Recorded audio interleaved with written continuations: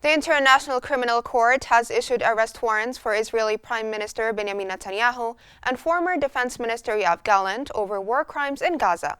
The International Criminal Court cited reasonable grounds to believe they oversaw attacks on civilians and used starvation as a weapon.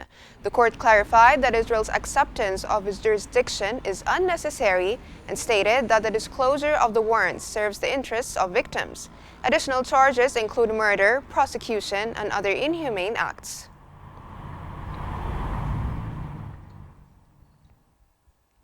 At least 66 Palestinians have been killed in a new massacre committed by the Israeli occupation forces in northern Gaza.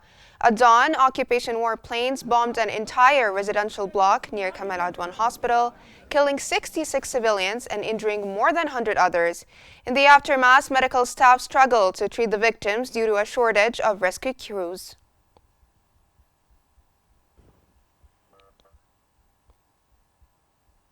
Arab League Secretary General Ahmed Abul-Gheit has criticized the U.S. veto at the United Nations, which blocked a Gaza ceasefire resolution backed by 14 nations. Abul-Gheit said the veto enables Israel's deadly campaign, including forced displacement and starvation in Gaza.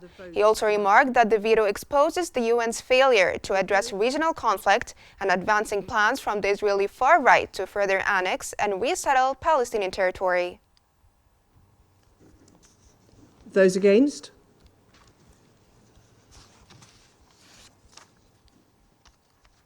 The result of Palestinian medical authorities have announced that Israeli military operations in Gaza killed 13 people and wounded 85 in the past 24 hours. This came as an Israeli attack targeted the Sheikh Radwan neighborhood in northern Gaza City, killing 6 Palestinians and injuring at least 14 others. In addition, 5 Palestinians were killed and 15 others were injured by Israeli bombings in Beit Lahia in northern Gaza. Gaza-based health authorities have since announced that the death toll from Israeli attacks on the Gaza Strip has climbed to over 43,900, with over 104,000 wounded.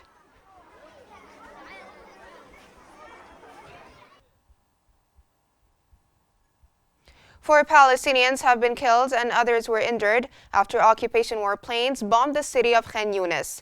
Medical sources reported that the occupation forces targeted a group of citizens in the Qa al-Krain area southeast of Khan Yunis.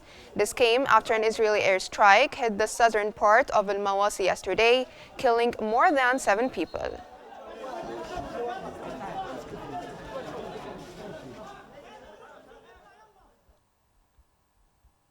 At least 3 Palestinians have been killed and others were injured in an Israeli airstrike on the Palestinian city of Rafah. While in the Nusayrat camp in central Gaza, at least 2 Palestinians were killed and others were injured after an Israeli drone fired a shell at a group of citizens.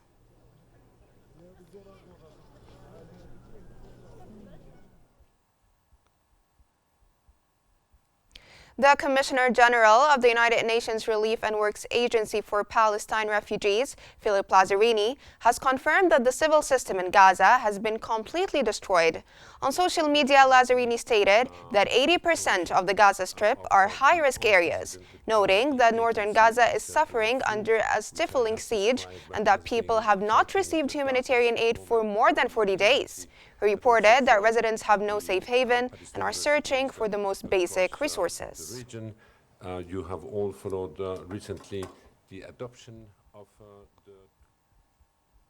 China's permanent representative to the United Nations has condemned the United States for vetoing a UN Security Council draft resolution that calls for an immediate ceasefire in Gaza.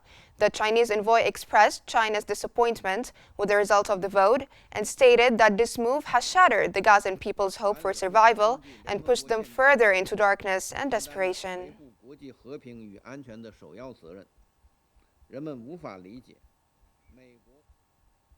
Jordanian Foreign Minister Ayman al-Safadi has emphasized that International Criminal Court decisions must be respected for Palestinian justice.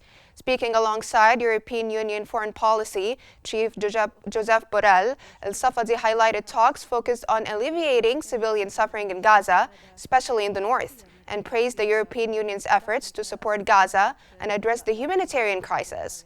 Borrell affirmed that the International Criminal Court's arrest orders for Netanyahu and Galant should be enforced and criticized Israel's obstruction of humanitarian aid, stressing the European Union's commitment to exposing arrow sites against Gaza's children.